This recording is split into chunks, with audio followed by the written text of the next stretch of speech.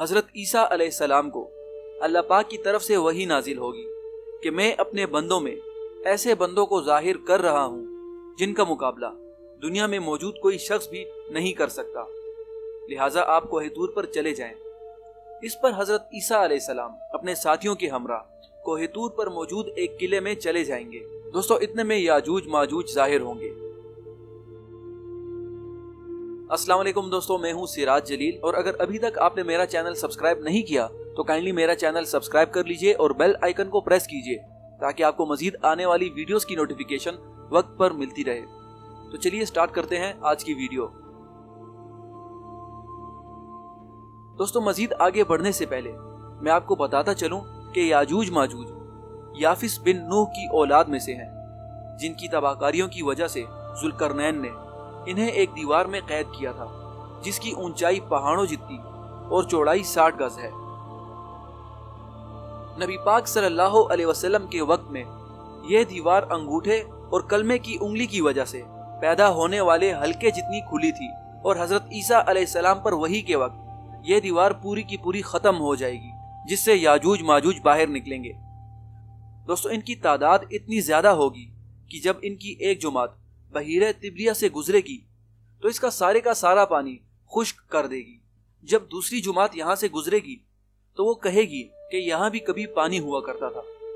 بہرحال یاجوج ماجوج دنیا میں ظلم و ستم برپا کر دیں گے، اور قلعے میں موجود افراد کے علاوہ زمین پر موجود تمام چیزوں کا خاتمہ کر دیں گے، جس کے بعد وہ کہیں گے اب زمین پر کوئی باقی نہیں رہا، لہٰذا اب آسمان والوں کی باری ہے،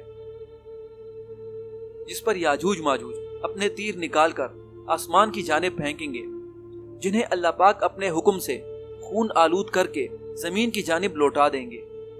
اس پر یاجوج ماجوج کافی خوش ہوں گے کہ اب ہم نے آسمان والوں کا خاتمہ بھی کر دیا ہے اور اب ہمارے سوا کوئی باقی نہیں رہا۔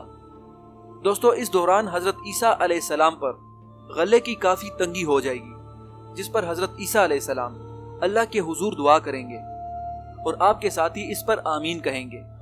بس اللہ پاک یاجوج ماجوج پر ایک قسم کی بیماری جسے عربی میں ناف کہتے ہیں نازل کریں گے۔ دوستو یہ ایک قسم کا دانہ ہے جو بھیڑ بکریوں کی گردن میں نکلتا ہے اور طاعون کی طرح پھیلتا ہے۔ اس سے یاجوج ماجوج کا ایک رات میں ہی خاتمہ ہو جائے گا، مگر ان کی لاشوں کی تعداد اور بدبو کی وجہ سے انسانوں کے لیے ایک نیا عذاب بن جائے گا، لہٰذا وہ اللہ پاک سے دوبارہ دعا کریں گے تو اللہ پاک عنقا نامی لمبی لمبی گردنوں اور جسموں والے جانوروں کو بھیجیں گے جو ان کی لاشوں کو کھائیں گے اور بعضوں کی لاشوں کو دریاؤں میں پھینک دیں گے۔ دوستو اس کے بعد 40 روز تک مسلسل بارش ہوگی، جس کے بعد پیداوار میں کافی کثرت ہو جائے گی اور لوگ نہایت سکون کے ساتھ زندگی بسر کرنے میں مصروف ہو جائیں گے۔ مگر اس کے بعد کیا ہوگا؟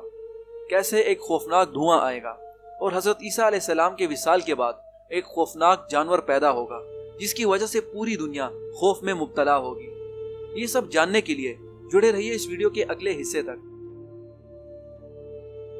اور اگر آپ نے اس ویڈیو کا پہلا حصہ نہیں دیکھا تو اس کا لنک ڈسکرپشن میں موجود ہے، آپ وہاں سے وہ ویڈیو دیکھ سکتے ہیں۔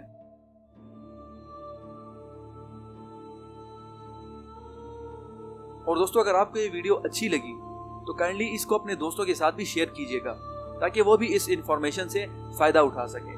تو ملتے ہیں آپ سے نئی ویڈیو میں نئی انفارمیشن کے ساتھ، تب تک کے لیے اپنا خیال رکھیے گا۔ اللہ حافظ۔